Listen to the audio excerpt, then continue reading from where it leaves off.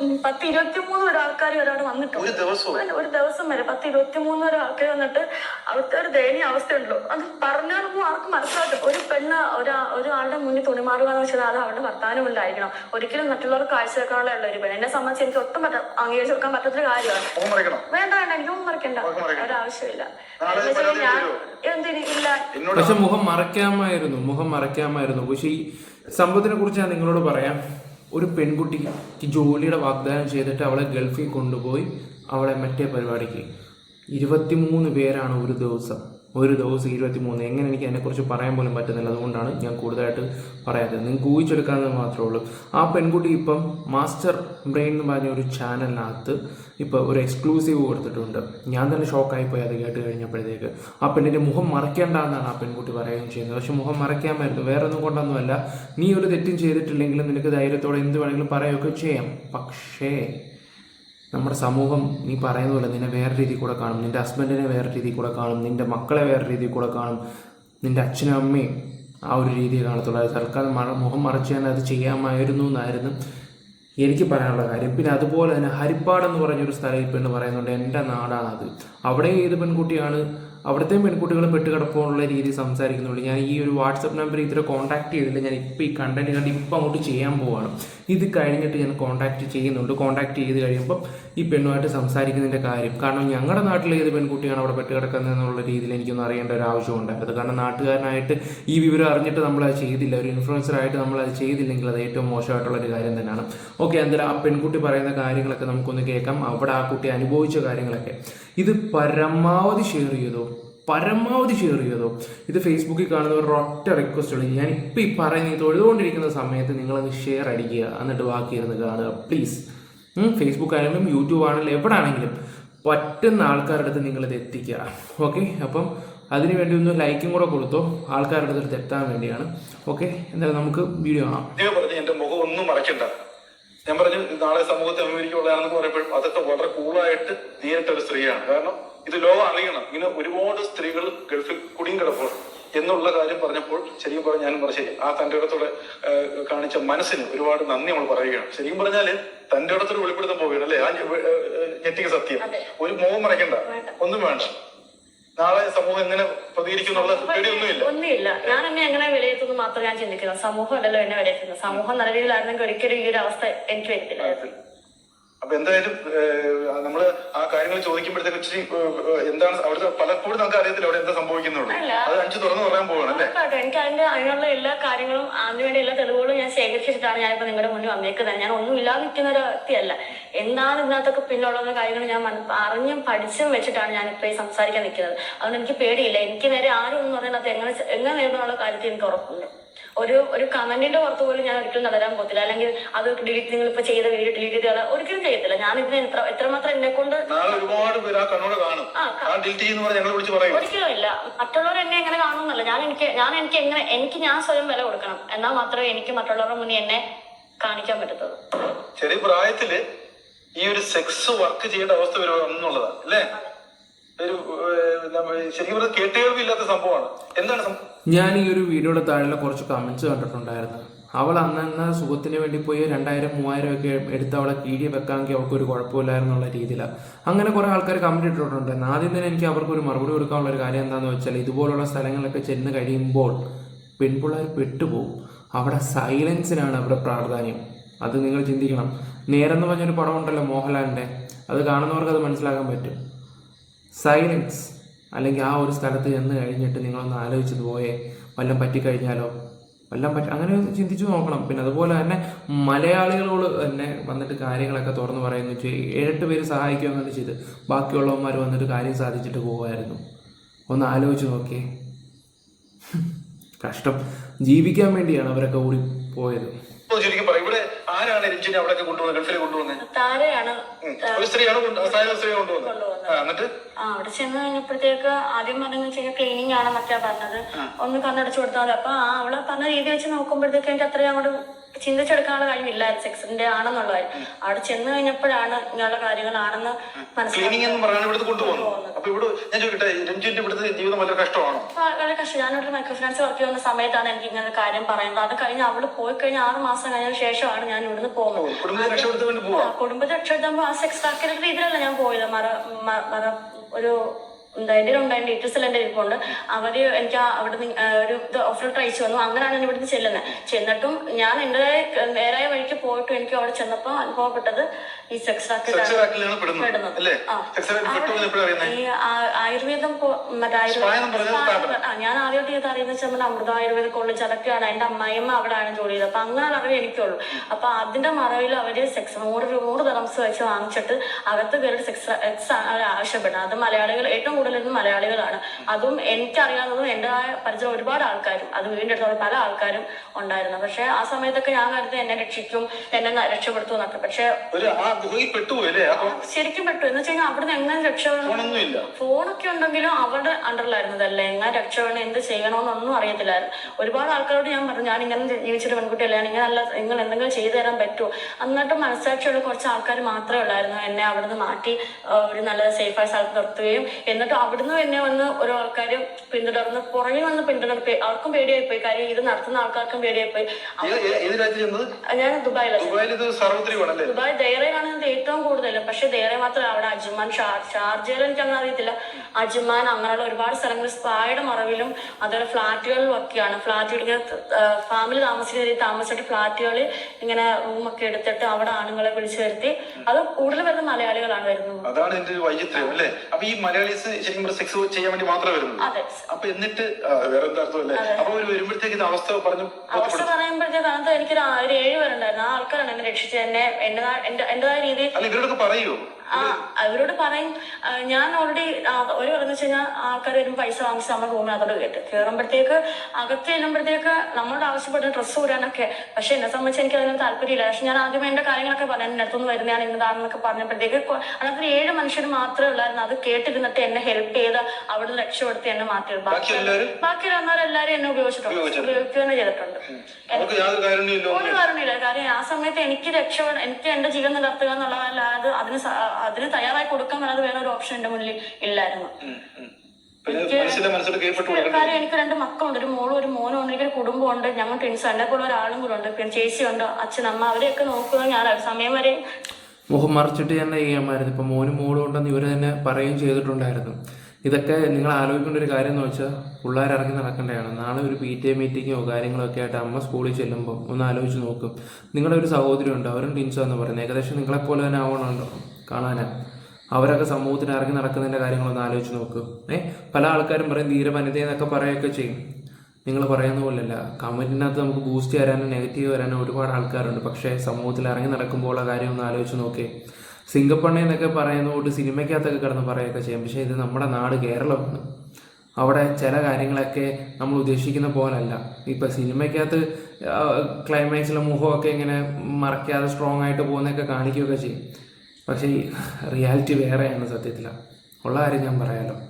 Reality വേറെയാണ്. നിങ്ങളെ മക്കളുടെയൊക്കെ മക്കളുടെയൊക്കെ മക്കളുണ്ടെന്നൊക്കെ പറയുമ്പോഴേ അത് വേറെ രീതിയിൽ പോവും. പിള്ളേരെ സമൂഹം വേറെ രീതിയിൽ കാണൂടാ. നാളെ എന്തെങ്കിലും പിള്ളേരുടെ ഒരു വിഷയം വരുമ്പോൾ നിൻ്റെ അമ്മ അങ്ങനെ പോയതല്ലേ എന്നും പറഞ്ഞുള്ളൊരു ചീത്തപ്പേര് അത് കേൾക്കുന്ന മക്കൾക്ക് അതിൻ്റെ വേദന അറിയത്തുള്ളൂ. നിങ്ങൾ മുഖം മറച്ചിട്ട് ഇത് ചെയ്യാമായിരുന്നു ഈ ഒരു വീഡിയോ. ഓക്കെ, ബാക്കി കൂടെ വെക്കാം. ഞാൻ ഇവിടുന്ന് പോകുന്ന വരെ അവരെ നോക്കും. ഞാൻ നല്ല രീതിയിൽ ഞാൻ ജീവിച്ചൊരു വ്യക്തിയായിരുന്നു. അപ്പൊ അതെല്ലാം നാട്ടിൽ തിരിച്ചുപോയി എനിക്കത് അറിയിക്കണം.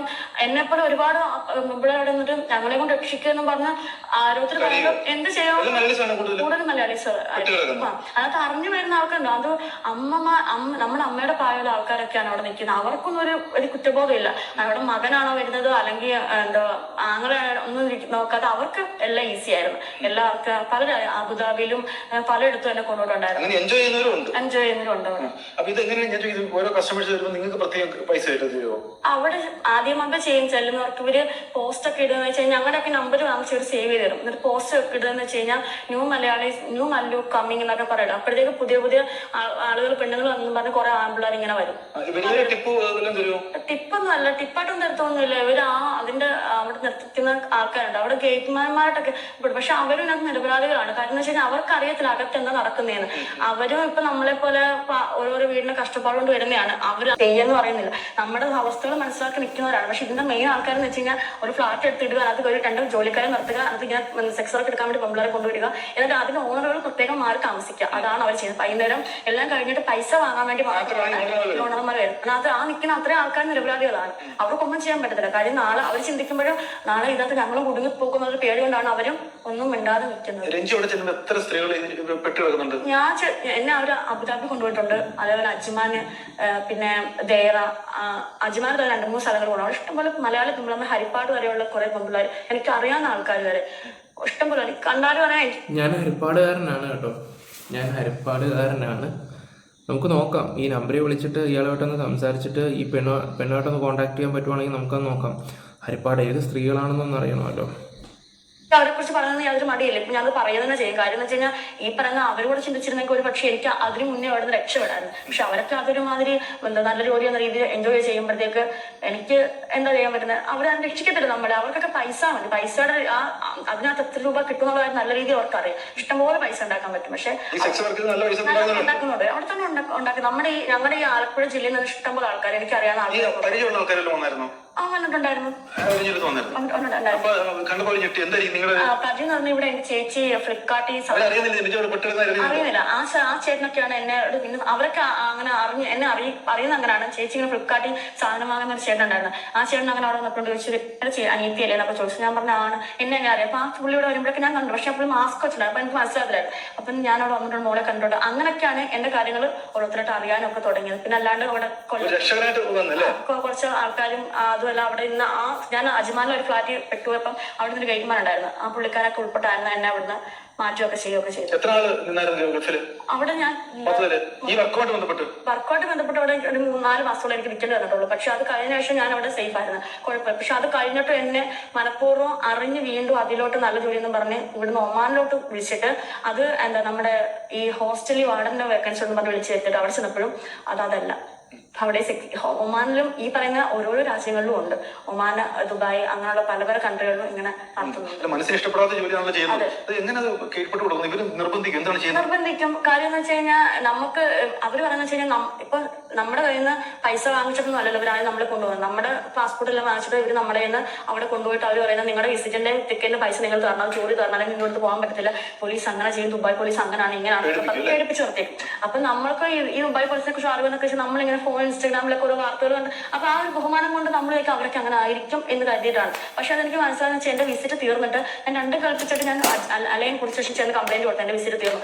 അങ്ങനെ അവിടെ എന്നെ ഒരു 10 ദിവസം പോലും തികച്ചെത്തില്ല. അവരെനിക്ക് വേണ്ട കാര്യങ്ങളൊക്കെ ചെയ്തൊരിക്കുകയാണെന്നുണ്ടെങ്കിൽ 1050 ദിർഹംസ് അടിച്ച് എന്റെ വിസിറ്റിന്റെ ഇതെല്ലാം മാറ്റിയിട്ട് എന്നെ അവിടെ നിന്ന് നിസ്സാരം പോലെ ഇറക്കിയിട്ടപ്പോൾ എനിക്ക് മനസ്സിലായി ഇവിടുത്തെ പോലീസുകാരൊന്നും യാതൊരു ക്രൂരന്മാരല്ല. അവരെല്ലാം ന്യായത്തിൽ വർത്തിക്കുന്ന, അവരെയും പറഞ്ഞു പറ്റിച്ച് നിൽക്കുന്ന ആൾക്കാരാണ്. ഏറ്റവും കൂടുതൽ മലയാളികളാണ് ഈ മാതിരിയുള്ള അഹങ്കാരങ്ങൾ കാണിക്കുന്നത്.